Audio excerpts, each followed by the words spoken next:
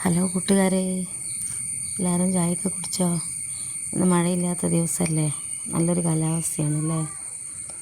അപ്പോൾ ഞാൻ lunch box തയ്യാറാക്കാം കേട്ടോ. അച്ഛൻ്റെയും മോൻ്റെയും ചോറ്റുപാത്രം. അപ്പോൾ അതിൽ ചോറെടുത്ത് വെച്ച് ആഗോലി മീൻ വറുത്തതാണ്.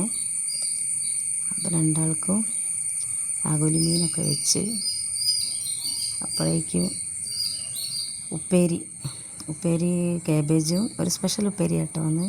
കാബേജും ബീട്രൂട്ടും കൂടെ കൂടിയിട്ട് നല്ലൊരു കളർഫുൾ ആയിട്ടാണ് ഇന്നത്തെ ഉപ്പേരി. അതും രണ്ടാൾക്കും വെച്ച്.